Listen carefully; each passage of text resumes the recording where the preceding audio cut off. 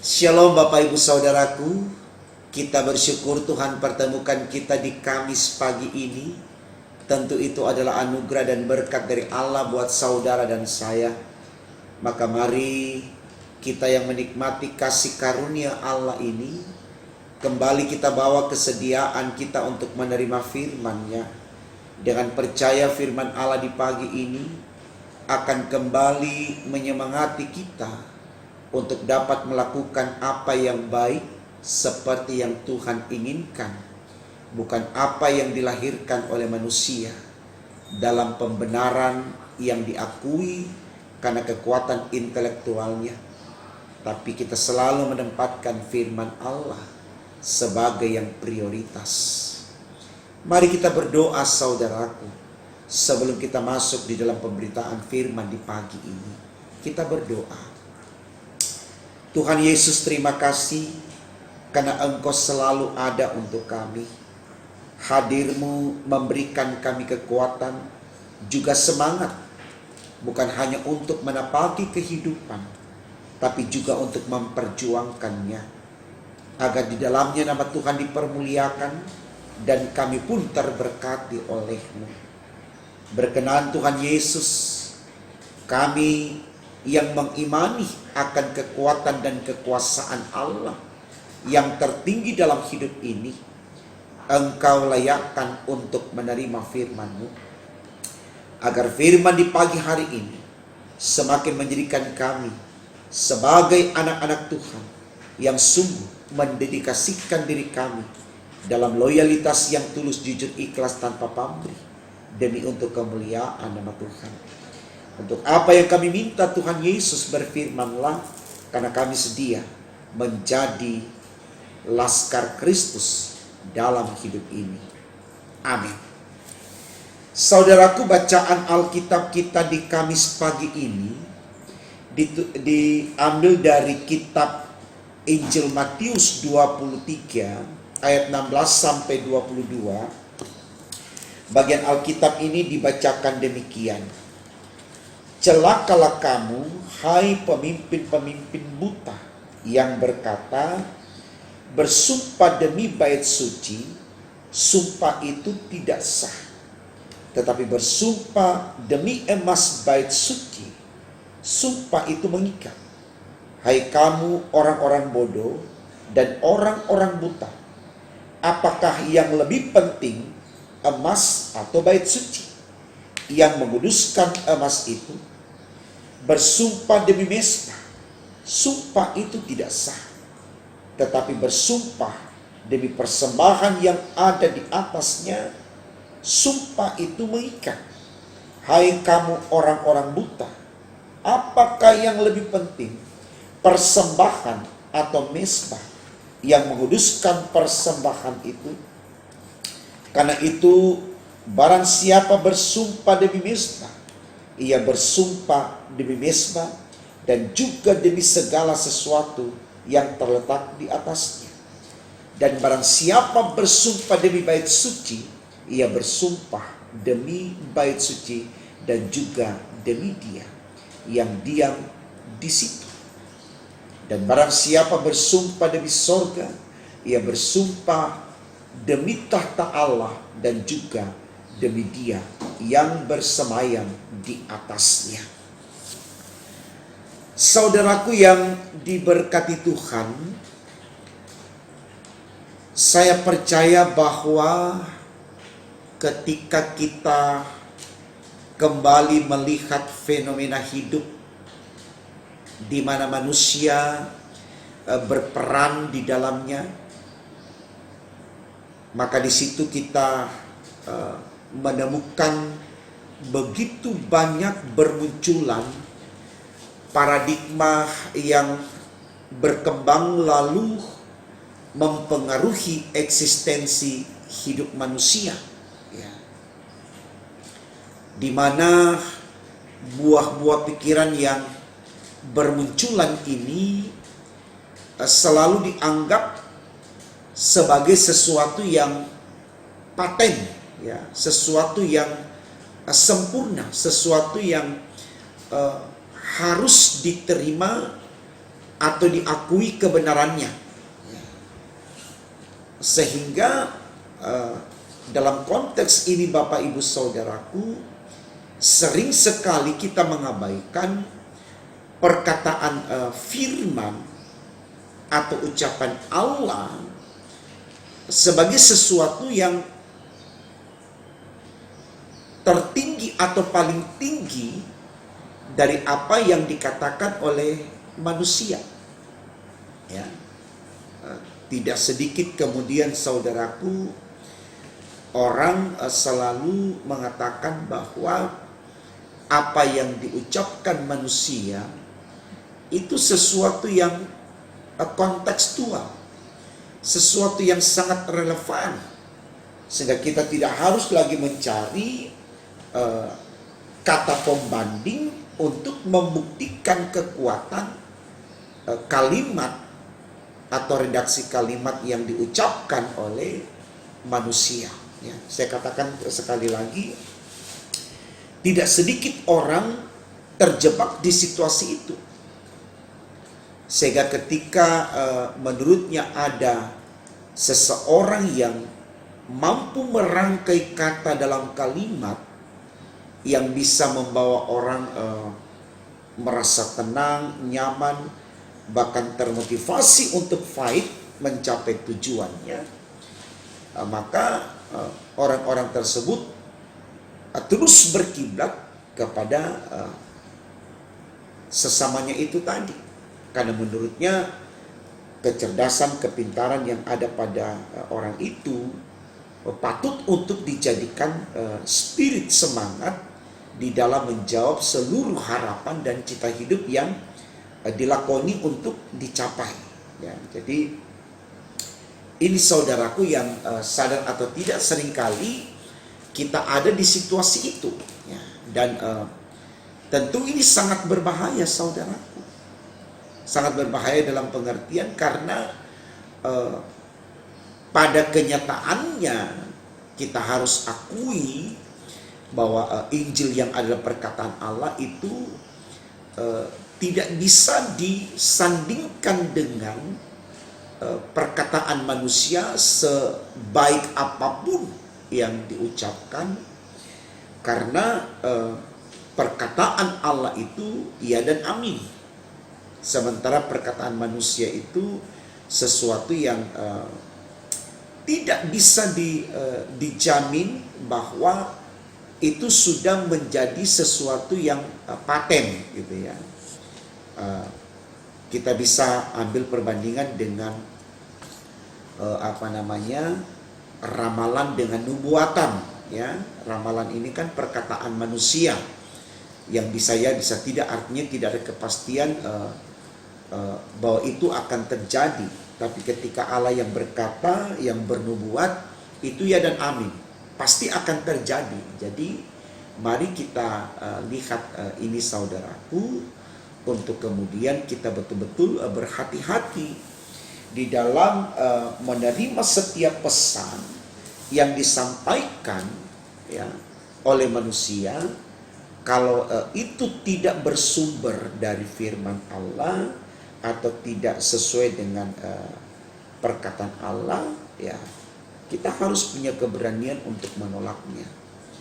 Karena Allah hanya mau didengarkan seperti yang Dia inginkan. Khotbah kita kemarin mengatakan Allah kita itu adalah Allah yang pecemburu, Allah yang tidak mau diduakan. Nah itu kemudian saudaraku, kenapa tema renungan kita di pagi ini oleh Majelis Sinode dalam SBU dituliskan waspada, ya, turn back truth. Ya, artinya waspada dengan kalimat yang selalu memutarbalikkan kebenaran. Ya. Kita harus waspada dengan kata-kata yang membelokkan kebenaran yang lahir dari firman Allah hanya karena dia menginginkan apa yang dia katakan dari pikirannya untuk diikuti. Ya. Tidak secara langsung orang-orang ini mau menarik kita untuk masuk ke dalam struktur pikirannya lalu kemudian kita mengikuti setiap apa yang dia inginkan, dan akhirnya segala sesuatu yang kita lakukan selalu berdasarkan apa yang dia mau, bukan apa yang Allah mau. Jadi baik sekali saudaraku tema ini, yaitu waspada, ya, turn back truth, ya, supaya kita mulai melihat firman Allah itu sebagai sesuatu yang paten, yang tidak bisa diputarbalikkan, karena firman itu benar adanya. Ini perkataan Allah. Saya katakan tadi, nubuatan itu tidak bisa disamakan dengan ramalan. Kalau Allah bilang A, akan terjadi A. Kalau paranormal bilang A, belum tentu terjadi A, karena dia manusia, ya. Bisa meleset, tapi kalau A tidak, ya. Jadi saudaraku, ini baik sekali untuk kita renungkan, supaya kita mulai membenarkan bahwa firman Allah itu kekuatan kita untuk menjawab apa yang menjadi harapan dan cita hidup kita, ya. Jadi tema ini saudaraku tidak hanya ditulis begitu saja, ya, tetapi betul-betul mengajak kita untuk bisa membedakan mana perkataan Allah dan mana perkataan manusia. Kalau manusia kan cenderung mencari pembenaran, ya, dari apa yang dia katakan, sedapat mungkin dia memohon, meminta, berharap untuk diakui, karena tidak ada manusia yang mau direndahkan. Ini kebiasaan manusia, termasuk saya dan Bapak Ibu. Kita mau kata-kata kita yang selalu didengarkan, walaupun kita mencoba untuk membelokkan, ya, sebuah kebenaran, ya, kita tetap bertahan di situ, ya. Ada orang bijak berkata begini saudaraku, tidak semua yang benar dalam kehidupan manusia di dalamnya itu tidak ada kesalahan, ya. Artinya kebenaran yang ada pada manusia ini dalam ukuran manusia, dalam penilaian manusia, ya. Tidak ada kesalahan di dalamnya.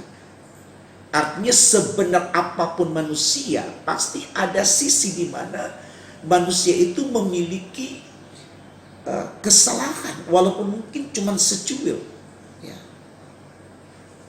Supaya dalam hal ini manusia menyadari kebenaran yang dia lakukan bukan sesuatu yang kemudian mengatakan dia sudah perfect, dia sudah sempurna, tidak.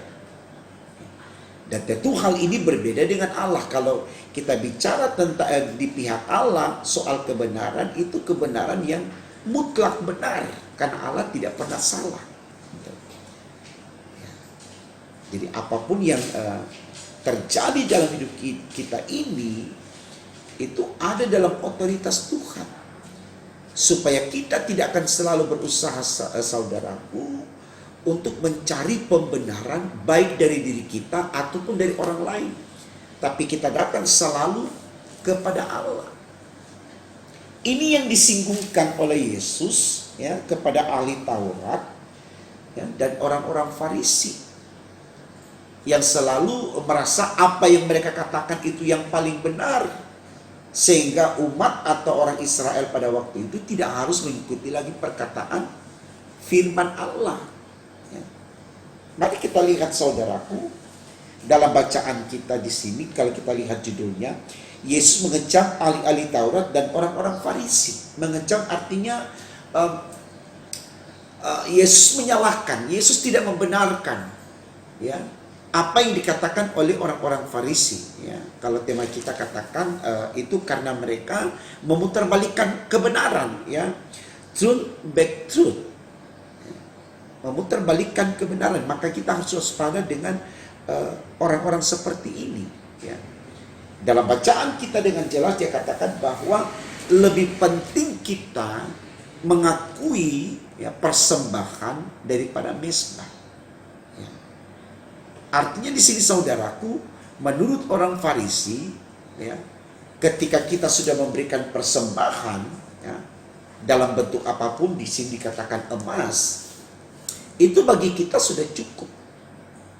Tidak perlu lagi kita datang ke mezbah Allah, tidak perlu lagi kita datang berdoa kepada Allah, ya, karena kita sudah memberikan persembahan. Nah, sementara kalau kita melihat persembahan yang diajarkan oleh Yesus dalam kitab Roma yang disampaikan oleh Rasul Paulus, Roma pasal 12 ayat yang pertama, ya, di situ katakan persembahan atau ibadah yang sejati itu adalah persembahan tubuh, bukan benda. Artinya kalau kita mempersembahkan tubuh kita, berarti kita selalu bersedia menyembah, bersedia beribadah, memuji memuliakan Allah. Artinya di sini penekanannya Allah tidak meminta benda, tapi kalau kita sudah menyembah Allah, maka apa yang ada pada kita, kita akan juga dapat berikan itu, ya, sebagai persembahan yang kudus. Allah tidak menilai persembahan itu dalam bentuk benda, tapi dalam bentuk hati. Karena kalau hati sudah baik, pasti persembahannya baik, itu mengikuti. Ya. Tapi kalau kita hanya fokus bendanya saja, persembahan dalam bentuk benda saja, maka secara otomatis Bapak Ibu Saudaraku, kecenderungan yang terjadi adalah manusia menjadi sombong. Oh, saya sudah kasih persembahan saya, gitu loh. Kamu harus hormati saya, kamu harus sanjung saya, dan seterusnya dan seterusnya.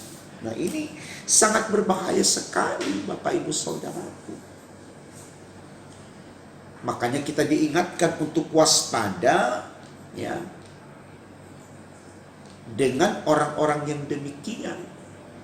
Seperti yang tertulis sekali lagi di tema kita, waspada, truth, bad truth. Kita betul-betul harus menghindarkan diri dari orang-orang yang suka memutarbalikkan kebenaran. Apalagi Bapak Ibu Saudaraku, di masa-masa pandemi sekarang ini, banyak sekali orang menghalalkan segala cara untuk mendapatkan apa yang dia inginkan. Sadar atau tidak, mungkin ya saya dan Bapak Ibu juga ada di situ. Ya. Mari kita lihat ini, mari kita pahami dengan iman, supaya kita mulai membenahi diri kita, bahwa Allah tidak menginginkan itu. Jangan kita putarbalikkan kebenaran firman hanya untuk mendapatkan perhatian dari sama kita. Istilah kata, jangan kita merampas hak Allah yang satu-satunya harus diakui, karena dia adalah kebenaran, dia adalah kekekalan, dia yang sempurna. Jadi mari saudaraku, kita melangkah hari ini dengan betul-betul waspada terhadap orang-orang yang selalu memutarbalikkan kebenaran. Karena di situ mereka akan menjebak kita untuk meninggalkan firman Allah, sehingga kita kehilangan kesempatan untuk mengalami cinta Tuhan. Semangat saudaraku menjalani kehidupan hari ini, besok, dan seterusnya. Minta hikmat dari Allah agar iman kita teguh dan kita tidak diombang-ambingkan oleh buah pikir manusia, ya, yaitu paradigma orang yang terus bermunculan dari waktu ke waktu dengan bahasa yang ilmiah, bahasa yang perfect, dan seterusnya. Tapi kita tetap kembali kepada perkataan firman. Apa yang dikatakan firman itu yang paling benar. Maka kalau firman sudah ada pada kita, kendati pun kita mengakui kebenaran dari perkataan orang lain, kita tidak meninggalkan Allah, kita tidak melupakan Allah. Itu semangatnya Bapak Ibu Saudara. Ya.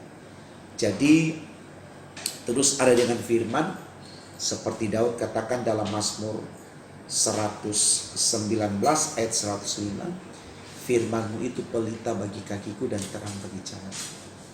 Jadi firman-lah pelita kita, firman-lah terang hidup kita, bukan yang lain. Kalau kita sudah punya firman, kita akan mampu untuk melihat perkataan orang, apakah itu baik atau tidak. Dan kita tidak akan terjebak dengan tipu daya orang, karena firman selalu menuntun kita kepada kebenaran dan kebaikan. Semangat untuk ini Bapak Ibu Saudaraku, terus berkarya dengan membangun kalimat-kalimat yang diinginkan oleh Allah, yang disadur dari Alkitab, yang adalah firman Allah. Karena inilah kekuatan Allah, maka kita pun akan mengalami berkat dari Allah dalam kehidupan masa kini, masa yang akan datang, bahkan sampai selama-lamanya. Tuhan memberkati firman-Nya. Amin. Saudaraku, mari kita berdoa. Terima kasih Tuhan karena Engkau senantiasa ada untuk kami. Berkenan firman-Mu di pagi ini menjadikan kami semakin mengerti bagaimana kami bisa mempertahankan kebenaran seperti Engkau ajarkan. Sehingga apa yang benar yang datang dari Tuhan, itulah yang kami refleksikan dalam hidup kami. Kami tidak berusaha untuk menutupinya, tapi kami benar-benar menyatakan kebenaran itu sebagai sesuatu yang mutlak untuk kami lakukan. Karena disitulah kami akan dibenarkan oleh Allah, dan kebenaran dari Allah menjadikan kami diberkati, dan berkat dari-Mu membawa kami kepada keselamatan. Berkati kami terus Tuhan sepanjang hari ini, bahkan dalam seluruh tanggung jawab kami besok dan seterusnya, demi untuk kemuliaan nama Tuhan. Di dalam nama Tuhan Yesus kami sudah berdoa kepada Bapa di sorga. Haleluya. Amin.